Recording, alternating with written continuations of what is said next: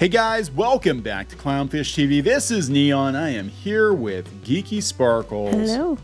And we're going to talk about the Hollywood strikes. We're going to talk about Disney. We're going to talk about movies being moved around, the possibility that maybe the Marvels could get pushed back because Dune 2 just got pushed back to 2024. Well, the Marvels might benefit depending on what Disney decides to do, which we're going to talk about. Yeah, so there are a lot of different scenarios here, but what's interesting about this, to me, is the fact that they preemptively pushed Dune back because they assume that the actors will not be available to promote the movie. Right, and this film's on like 1 week shy of 3 months away.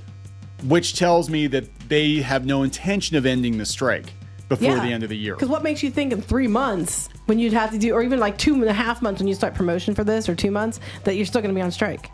Yes, and the Emmys have been pushed back.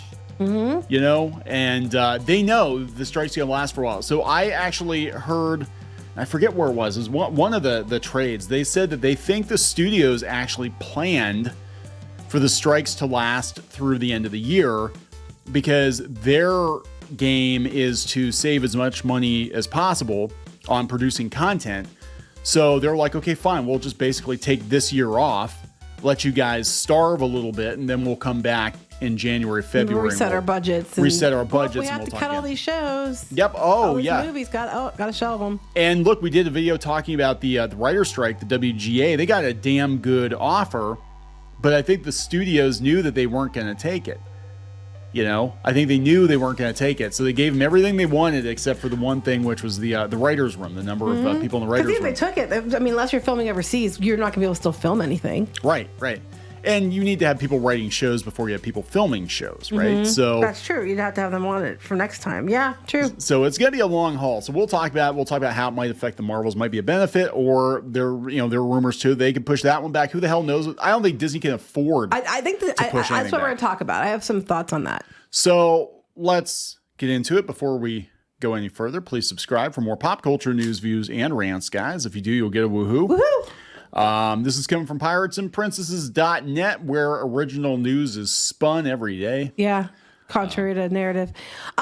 So a couple weeks ago, it was reported that it was going to be a problem for the Marvels come November because Dune was getting pushed. I think it was like a week behind them. It was originally supposed to be a week in front of them. That was a week behind them. But IMAX wasn't going to give the Marvels time on the screen because they had a deal with Dune too to be on the screen for 5 to 6 weeks exclusively.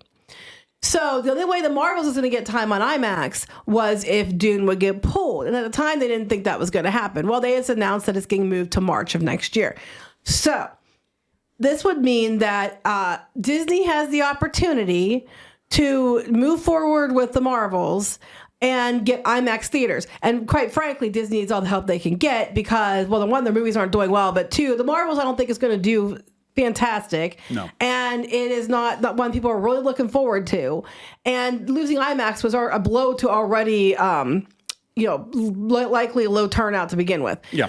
Well, if there's no competition from Dune 2 and they have the chance for IMAX, it would be in Disney's best interest to keep the Marvels where it is, and run it on that same date because you're taking a lot of the stuff away. I mean, I don't think it's gonna be great anyway, but you're taking a lot of the possible competition out of it. Yeah. So the question is Disney gonna do that without the actors? Because they did it with Haunted Mansion. They brought cast members in for the premiere and stuff. And do they really need the junkets where they're going around doing press interviews? It's probably better that Brie Larson doesn't open her mouth. I know. In this case, they might have an out to keep her out of the spotlight making comments. Yeah. And then they could run the film anyway, and they're going to have less competition. So I'm waiting to see what Disney does. Because are they going to pull it like everybody else, like push it back like everybody else, and then be like, oh, we're staying up with the actors and writers and all this other crap? Or are they going to be like, here's our opportunity to gag Larson, to get this out without the Dune 2 competition, to make sure we secure our spot that we've already announced in the theater, which is like the third change, and they get IMAX out of it too, where they were going to lose IMAX to Dune 2. So what's Disney going to do? And going the way Iger's been, I think he's going to hold the course and leave it go out. in November. He might. I mean, they can't really afford. They've had so many misfires. They can't really I know. afford to not release it. The other thing they could do is put on Disney Plus, but or put it with that premiere access again. But I don't know if they're going to do that. I don't know. This is really interesting because it's like, yeah, there's no. So if the Marvels actually bombs without any stiff competition, because I think they were going to use Dune as an excuse and no IMAX as an excuse. Now it's like, okay, fine. We're going to take the training wheels off. But if there isn't other movies, all the other movies that were the big ones are being pushed back, and the Marvels has no other competition. People just want to go see a movie. They might go out and see it. They might. Now, is it going to be $1 billion movie? No, but it might do as well as Ant-Man. Oh no, it might. I mean, it might do better even if it's not a great movie because people are going to come out to see it because they want to see something. I don't know. I'm just saying it'd be interesting to see what Disney does here, and Disney may decide to try to save face and push it back. But their best shot at the Marvels doing quasi decent is this right here with everything, the competition gone, IMAX, all in. What they said, if they even said before, the IMAX guy said it was during their investor call when they announced that they had the Dune deal that the Marvels could get the spot if Dune would pull. And so if Dune's pulling, I mean, I would assume, given what he said, that they would offer it to Disney for the Marvels, as long as the Marvels they don't move it. I don't know. That's kind of interesting because that might actually kind of sort of save them a little bit because the IMAX tickets are a lot more expensive. Mm-hmm. But I mean, is this movie less competition? So people are going to go see something. Is this movie visually spectacular enough to warrant an IMAX viewing, or is it going to be like if people watch it in IMAX, they're like, oh yeah, we saw the strings on the that's true scrolls. It doesn't look very good because it might be rushed, visual effects. They might have even figured like we're not going to throw everything in this movie because it's going to bomb. So we're not going to, polish the FX as much as we would have normally because it's not going to IMAX anyway, so it doesn't really matter. Now be like, oh, time. Shoot. They still have time. They could go do some stuff. They have still a couple months.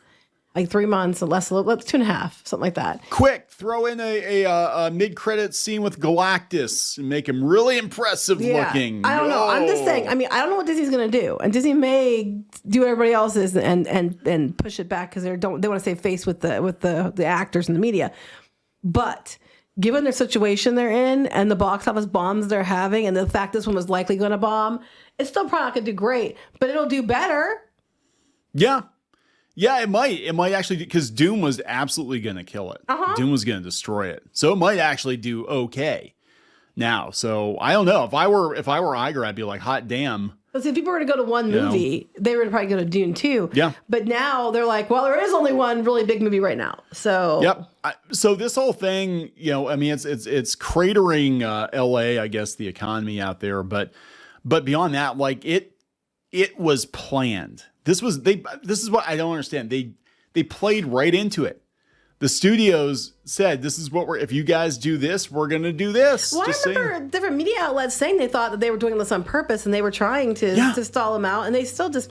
They want to save money. So I'm sitting here like, is it going to come out later that there were like deals being worked with the unions and the studios? Like, hey guys, let's just basically pause Hollywood for a year so we can all save up some more money. And we can also cancel a lot of these shows that are not going to make us money. So we don't look stupid when we roll them out and they fail miserably and we lose money that way. Let's just, wink, wink, nudge, nudge. We're not going to. And then, again, with the writers thing where they're being offered, some of them $11,000, $14,000 a week. And that's not enough money. Mm-hmm. Oh, guys, we just won a living wage. Oh, woe is us. One show for 10 weeks or something was more than people make in a year. Yeah, more than most people make in a year. Oh, it's LA. I'm like, there are people making $15, $20 an hour trying to live in LA. Ask the workers at Disneyland how they're doing. Well, they're mostly in Anaheim, but still. But still, it's the same basic area, right? The cost of living is pretty high. So ask them how they're doing. Living in their cars because they weren't paid enough. Yeah. Yes, they would love $11,000 to $14,000 a week. Hell, they'd probably work for $9,000 a week or $8,000 a week. They'll write your shows. Get some mouse keepers to write your shows. I'm sure they'd be very grateful for that. But we'll see how this goes. I think it's going to go through the end of the year. And I think it was all by design. And I think it was all designed to save as much money as possible because the shit they've been greenlighting has not been working. Nope. So we're going to wrap this one up. Yep. Please subscribe for more pop culture news, views, and rants, guys. We'll talk later. Bye. Help support the channel. Go to thereef.support and get early access to podcasts, videos, and other content. That's thereef.support.